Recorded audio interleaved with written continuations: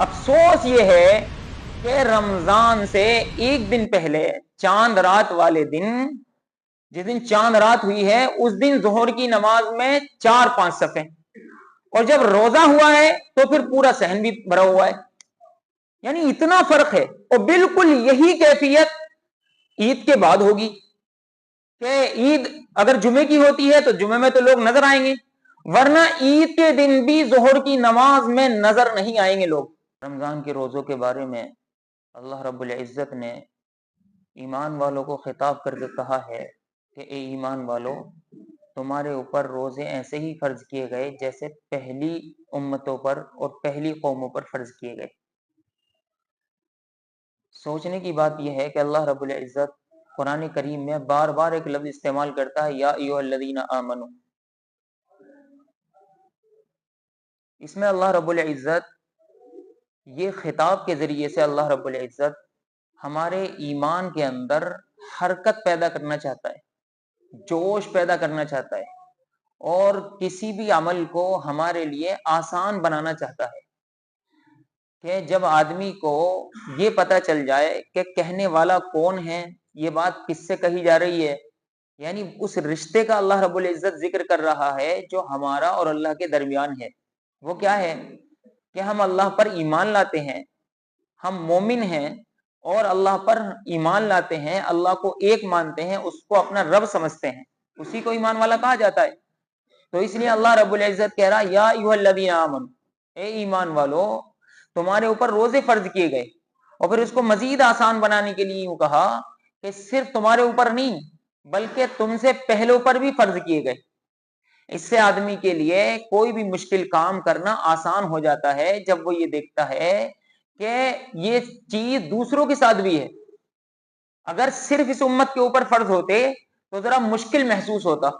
اس لیے اللہ رب العزت نے اس کو آسان بنانے کے لیے کہا کہ یہ صرف تمہارے اوپر فرض نہیں ہے بلکہ تم سے پہلوں پر بھی فرض کیے گئے، لعلکم تتقون، تاکہ تمہارے دل کے اندر تقوی پیدا ہو جائے، اللہ کا ڈر پیدا ہو جائے، تم ایسے بن جاؤ کہ ہر وقت اللہ کا خیال رکھو. یہ رمضان المبارک خاص طور سے اللہ رب العزت اس لیے ہمیں عطا فرماتا ہے کہ ہمارے اندر جو کمیاں کوتاہیاں ہیں، روزوں کی برکت سے، تراویح کی برکت سے، اس میں دعا ذکر کی برکت سے، وہ ساری کمیاں کوتاہیاں ہمارے اندر سے ختم ہو جائیں اور ہم ایک سچے اور حقیقی مسلمان بن جائیں. یہ اللہ رب العزت چاہتا ہے رمضان کے ذریعے سے. لیکن ہوتا کیا ہے کہ رمضان سے پہلے بھی ہم رمضان کی کوئی تیاری نہیں کرتے، رمضان کے بعد بھی اپنے آپ کو اچھا بنانے کی نیت نہیں کرتے. اس لیے رمضان آتا ہے اور رسمی طور پر رمضان ہم ذرا کچھ اچھے سے گزار لیتے ہیں اور پھر اسی طریقے پر آ جاتے ہیں. افسوس یہ ہے کہ رمضان سے ایک دن پہلے چاند رات والے دن، جس دن چاند رات ہوئی ہے، اس دن ظہر کی نماز میں 4-5 صفیں، اور جب روزہ ہوا ہے تو پھر پورا صحن بھی بھرا ہوا ہے. یعنی اتنا فرق ہے. اور بالکل یہی کیفیت عید کے بعد ہوگی کہ عید اگر جمعے کی ہوتی ہے تو جمعے میں تو لوگ نظر آئیں گے، ورنہ عید کے دن بھی ظہر کی نماز میں نظر نہیں آئیں گے لوگ. وہی جو پرانے نمازی ہیں وہی نظر آئیں گے. خوب اچھی طرح اس بات کو سمجھیں کہ یہ رسمی چیز نہیں ہے. اگر رسم کے اعتبار سے ہم نے رمضان کو لیا تو اس کا جو فائدہ ہمیں ہونا چاہیے وہ ہمیں نہیں پہنچے گا. اسی کو اللہ کہتا ہے لعلکم تتقون، کہ تم متقی بن جاؤ. کیسے متقی بن جاؤ؟ جو بھی تمہارے اندر بگاڑ ہے، رشوت خور ہو رشوت چھوڑ دو، سود خور ہو سود لینا چھوڑ دو، بہنوں کی جائیداد کھا رکھی ہے، بہنوں کی جائیداد کا حق ادا کرو.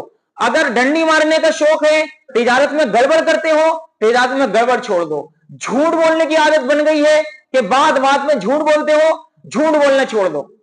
یہ ہے لعلکم تتقون. خوب اچھی طرح سمجھیں کہ اگر یہ تقوی پیدا نہیں ہو رہا ہے ہمارے اندر رمضان کی برکت سے تو ہم رمضان کے مقصد سے بہت زیادہ دور ہیں. اللہ رب العزت نے اس عمل کو مزید آسان بنانے کے لیے فرمایا ایام معدودات، کہ چند دن کے روزے رکھنے ہیں.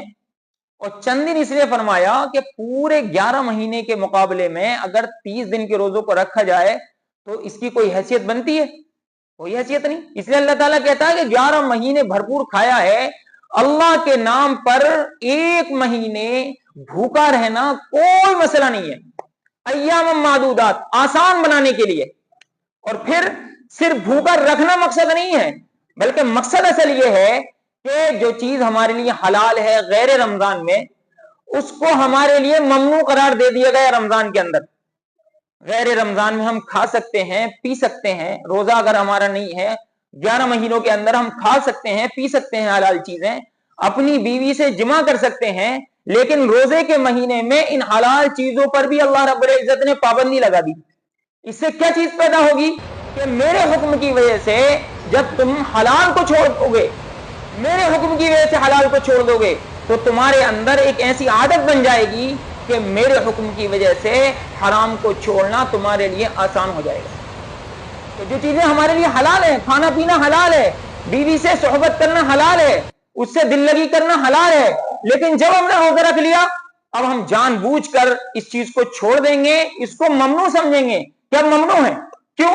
क्योंकि अल्लाह ने इसको ममनू करार दे दिया। यह है लअल्लकुम तत्तकून अय्यामम मादूदात, कि चंद दिन ये प्रैक्टिस करनी है। इस प्रैक्टिस का बड़ा फायदा यह होगा कि तुम्हारे अंदर तकवा पैदा हो जाएगा और हराम से बचना तुम्हारे लिए आसान हो जाएगा।